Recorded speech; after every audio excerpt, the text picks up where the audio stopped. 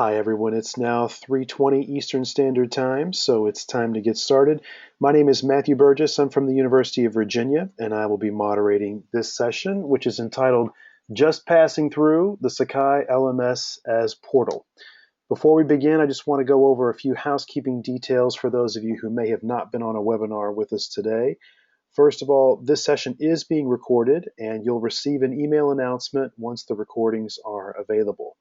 If you have any questions during the session, please feel free to type them into the questions box, which is located on the GoToWebinar control panel on your screen. And we will be monitoring that so that we can hopefully respond and engage with some of those questions today. The presenter for this session is Bob Squillace. Bob is the Associate Dean for Academic Affairs and Educational Technology Liaison at NYU. He directs the program's Educational Technology Project and co-chairs NYU's User Advisory Group for Educational Technology. And he also serves on the university's ePortfolio, Instructional Technology Support, and LMS ICMS committees. He's presented at numerous technology conferences in the US and Europe over the past 6 years, and in his academic life, he was recently a co-recipient of an NYU Global Institute for Advanced Studies grant. So we are so grateful that Bob could take time out of his schedule to join us today. I know this is going to be a great presentation, so take it away, Bob. Great, thank you so much, Matthew. I'm going to start out in slides and then try to go to a live demo. Let me minimize the go-to screen. And I want to start in an imaginary place. Suppose that you were freed from the constraints of physical space. If you could, if they'd finally invented the transporter beam, which because of my commute from Brooklyn, I've been asking for years for them to do, it hasn't happened yet. What if they finally invent the transporter beam and you can be anywhere you want? Would you sit in the same room for every class? No, of course not. You would have one class in a nice cozy room sitting around a fire and talking. You might be in the Prado for the next class. You might be in the archives of the Bibliothèque Nationale for a class after that. You might want to have a class in the editorial offices of the New York Times online site. You would want to do different things or be in different places because spaces are differentiated from each other based on their function. A hotel lobby and a machine shop, say, need very different layouts and different resources. They need different venting systems and everything else. So when we're in general purpose classrooms, physical spaces that we teach in, we're very constrained. We have very limited mobility. You might have a differentiation between a lecture and a lab space, but probably not much beyond that. Virtual space, on the other hand, doesn't have these kinds of constraints. You can be in the Prado one day and in a newspaper office the next day or even the next minute. How does that affect my use of the LMS? Well, first of all, because the LMS is a place that's designed primarily for my needs, and because I need to work in it, it doesn't follow that my students should be working in the LMS. Rather, they should be working in spaces that are differentiated according to their needs. And one of those needs, in fact, is to develop competency in the software platforms that they're going to use outside of the academy. Most students are never going to use an LMS again after they graduate, so I don't want them to spend a huge amount of time in the LMS. I want them to use the LMS as a way to go to places that are designed specifically for their needs, both their learning needs in terms of what I'm trying to teach them in the course, and also their needs as developing users of technology. I think that these online spaces, if they're well designed and we can do things in them that we cannot do in the physical classroom very well, can free the physical classroom for what it does best, which is providing a space for face-to-face discussion. If all of the other kinds of classroom functionalities can be pushed out into online spaces, then you can really use that time you have face-to-face to talk to each other. So, with that in mind, I'm going to start out by showing you in my syllabus tool how I will, for instance, take students out to all of these rich kinds of materials that are available online. If I want them to listen to John McCormick singing, if I want them to hear Shir Dai Chu music from Shanghai, the Maple Leaf Rag, West End Blues, they're only a YouTube click away. I don't need to bring that kind of material into the LMS, but I want to spoke out to it from the LMS. Also,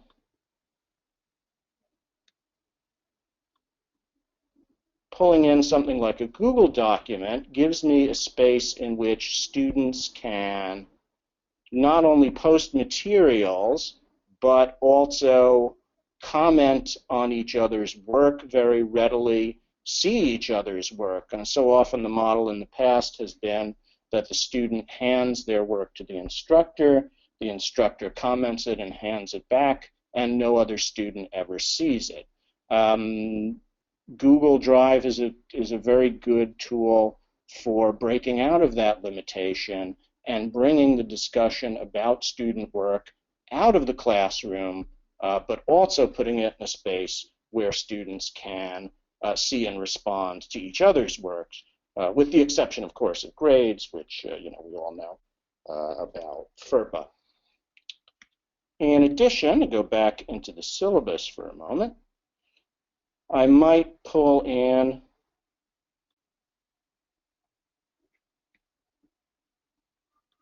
here we go, a Google Calendar. I could use the calendaring function in the LMS, obviously, but if I want students to be using the system that is provided at the university and that most people around here use for most things, that might be an outside tool. And in this case, it's a lot better for me to pull the Google Calendar in, which students will also have available in their own portfolio of Google tools, which they can reach to other places. So again, I want to differentiate the spaces that I take them to based on their particular function. So I've integrated a WordPress blog using the external link feature. I've just posted or gone to a page where one of my own entries is posted, again, to avoid FERPA violations of any kind. This is a very good platform for students encountering the cultural life of the city that they're living in and making comparisons of it with material that we're specifically studying in the course. For instance, the relationship between Frankenstein, which we're reading in the course, and the recent film Ex Machina, and there's the opportunity for discussion right around that material. It's very visual. It's quite easy for students to create posts. On the other hand, I have in the classes site an LTI integrated tool here at NYU, VoiceThread. It's in pilot currently. I've called it the context here because I'm using it primarily to give students context about the background for the material that they're studying. So we're studying some work from 19th century China. I don't have time in class to give them a history of 19th century China. I do have time to do it here, the World Wars, all of these other elements, and I can use this. Honestly, VoiceThread might not be the greatest tool for other kinds of discussion, but I don't want students going out to too many different tools at the same time. I like it for this contextual material because it allows students to leave a comment on any individual slide for allowing for a richer kind of discussion. It's not quite as visually effective, I think, as a screencast because you do have to um, navigate through it one slide at a time. But for the purposes of discussion, this kind of space is the space that I most want students to be in. So I'm pulling in Google Docs, I'm pulling in VoiceThread, I'm pulling in a WordPress blog, all of these things spoken out from the LMS because these are the kinds of spaces that student work can best serve their needs rather than necessarily serving my own needs as an instructor. So going back then to slides. Everything worked, so I didn't have to rely on any of these backup items. What would I need in an LMS of the future to make it easier to facilitate my development of a site that acts more as a portal and that takes students out to spaces that are really differentiated by their function and that are also LTI compliant tools that students might use in the world outside of academia, or at least that mimic those? Well, first of all, I could use easier management and customization of the LMS space. The left-hand menu in particular seems to me rather fussy in terms of configuring the course in the first place. And if I go into the settings function, adding and editing tools, this is not the simplest interface that you can imagine if you want to have a set of links outward in the left hand menu. I'd love to be able to reorder items in the left-hand menu by drag and drop directly rather than having to go into reordering tools and drag and drop them. I'd love to be able to just choose from a list of tools, pop them into the left-hand menu, and have my course ready to go. That would be one huge improvement for me in regard to making it easier to use the portal or the LMS as a kind of a portal to these differentiated spaces. Fewer of these integration seams, you might call them, or more seamless integration, to put it another way. Right now, if you look back at the Google Doc that I integrated, the frame is pretty prominent. There's no way to click and make the document full screen. I don't believe things like that would be useful. And the most important missing functionality in the current Sakai LMS is the absence of any sort of a search function within the site. If I want students to be able to find their way out, they have to be able to find the links to do that, and that's a little bit harder if things are all buried within tabs within tabs. And how do I get to that movie of Frankenstein again? I have to remember what part of the syllabus it's in. Oh yeah, that would have been back in this part of the course, and get to it that way. It would be nice to be able to search the site for all of the mentions of Frankenstein and find a link that way instead. That pretty much concludes what I had wanted to say in about my 15 minutes. So I would like to throw it open at this point for questions. Wonderful. That's great. Thanks, Bob, for this great presentation and the combination of slides and demo. We do have some questions here. Aya has a question about links. She wonders, how often do you find that your links break or become dead? Do you need to review those each semester? Well, I'm in a position where I am administering is my primary duty, so I only get the chance to teach about once every 2 years. So I basically rebuild it from scratch each time that I go through. Yeah, links are certainly to any kind of outside material, anything on YouTube, they're going to go dead and vanish. On the other hand, knowing what the material is, it's relatively easy to find it again and supply a new link. And there's also a question here about how you manage to link and integrate your Google Docs into your course site. If you could say a little bit about how you did that.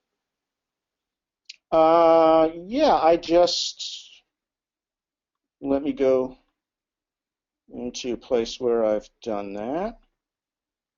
So I simply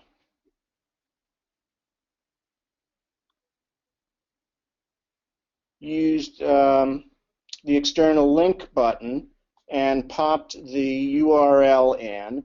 We are working here at NYU, we meaning Jeff Pash and his team, not me, on a Google Drive integration that would make this more seamless.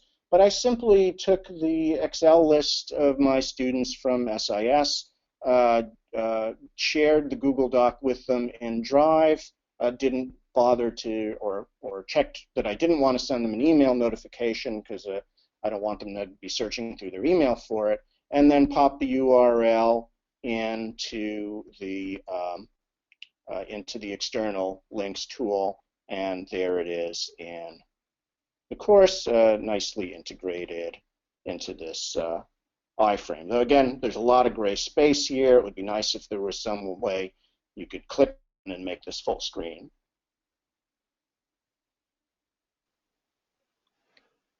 That's great. Thanks, Bob.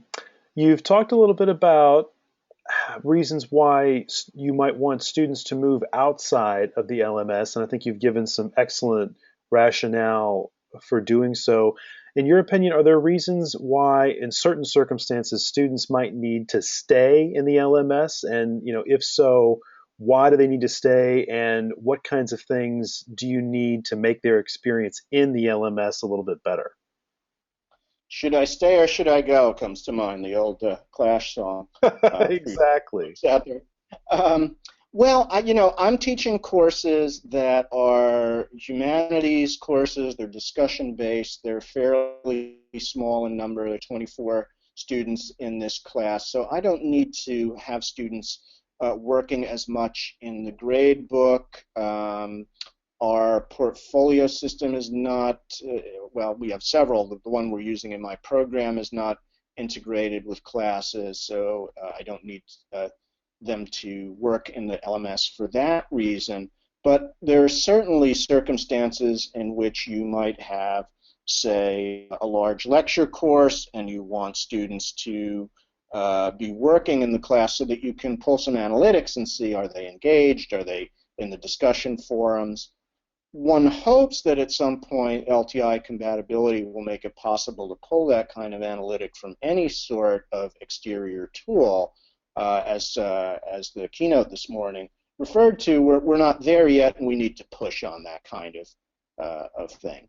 If we get to that ideal world in which the analytical data can be gathered from any sort of external tool and fed either into or through the LMS to some kind of information system of record at the university, then I don't see a great need for students to spend a lot of time in the LMS. But currently, the LMS is often the only place where that kind of information can be gathered and used in a large lecture course. Sure. You mentioned portfolios briefly, and Ravi actually has a question about that. He wonders how you all manage your portfolios, whether you manage them externally so that they are available to the students after graduation, and he also wonders how you tie portfolio submissions together, if you've done any work with that. Sure. I mean, I can answer best for my own program. There are other programs at NYU that are using TaskStream, and I'm sure they would have different answers. Those are more kind of assessment driven. portfolios. In my program, the portfolio is fairly closely tied to curriculum. The real goal of it is to allow instructors to, well, to give the student continuity through the 4 years by allowing instructors to see earlier work and to have the student revisit that earlier work instead of it simply being turned in, graded, and forgotten about. We're using a Google Drive-based portfolio. It's not pretty. We're not wholly satisfied with it. We'd love to have something that had a better kind of public-facing profile page, public within the institution at least. But the primary use case that we're working with portfolios on is for faculty members in the program has a required senior thesis, and students spend junior year overseas. So for faculty members to be able to have access to work from earlier courses as students work up towards that later course. Because it is in Google, students either can maintain ownership as long as they have their NYU Net ID, or transfer it into their own Google Drive pretty easily after they've graduated. So alumni access isn't really a problem in that case. On the other hand, because it's a Google Drive folder that's essentially just a list of files, it's not something that one would show a potential employer, say, the way you might with a more polished-looking portfolio. That's great. Thanks, Bob. One of the things that I've really liked about your presentation so far is that you've really placed an emphasis on allowing the students to access the right content or the best content as opposed to whatever content you can manage to get into the LMS, which I think is really important. As you've been developing this kind of portal approach, have you found that there are places right now that you can't access through the LMS, even if you're using it as a portal? Are there places on the web or are there resources that you need that you have not been able to integrate so far? That's a good question. There are access to library resources that I would love to have made easier, and there are tools out there. For instance, we don't have an LTI integration with the blog. So with the blog, I have to go through the hassle of adding all of the students as users and making sure that they have the right role, and initially at least moderating their comments. Even though it's a closed site, it would be terrific to have an LTI integration with WordPress so that I could, and this is something that is being worked on here, have my student roster populate the blog and update as there were any changes in enrollment. I'm also, a bit in a spoiled position in that our students don't do a lot of course shopping. So the students you get on your first day, because it's a required course, and we manage caps very carefully, so there's usually not a lot of room to move around. If I have them on my first day, I'm going to have them. So if I'm creating the Google site or putting them in a Google Doc or a blog or something like that, I can do that without fear that I'm going to be changing the provisioning it every few days. But no, I haven't yet come across a tool that I really coveted and wanted to use in my course that I couldn't at all figure out a way to get into it. Okay, that's good info. That's good info. Except, maybe something that's a commercial tool that people have to pay for, like that's not a web delivered tool like Camtasia, say. That would be Right. great if I could be students creating screencasts with Camtasia, but that's not something that's web based at all, as far as I know. So you can't really integrate it that way. Right. Right. That makes sense. Any other questions for Bob in our last 5 minutes here? I talk too fast. That's good. That means we get the most information out, so that's good. Well, while people consider whether they've got any more questions, Bob, are there any final thoughts that you want to leave us with here as we think about the LMS as a portal going forward? I just think that there's a great opportunity for the Sakai community to make uh, Sakai the LMS of the future by giving instructors more ability to configure the basic workspace that they're creating. I know that you want to facilitate, you want to make things easier, you want to have a left-hand menu that some respects is not totally malleable, but I think that's not where people are moving in their teaching, at least in the humanities, that they need that to create the site and pull in the tools the way they want it to be, the way they want it to appear. Um, that I think would be my final thought. And again, just to reemphasize that the LMS, from its origins, is created to facilitate the work of the instructor. That's important, but it may not always be the best platform in which students should be working. Again, primarily because, or at least for one reason, because students should be working in online platforms that they will use outside of the academy as well, and getting developing their tech competencies at the same time that they're learning whatever the course material may be. And that ties in nicely with what may be our last question here. Ophelia is wondering how much of this do you think the average faculty member can do in terms of their technological achievement, and what kind of support do you think faculty need to do this in their own courses as a faculty member? Yeah, that's a really good question. I think a good tool is a tool that's, I don't think any tool is intuitive, but a good tool is a tool that is learned quickly.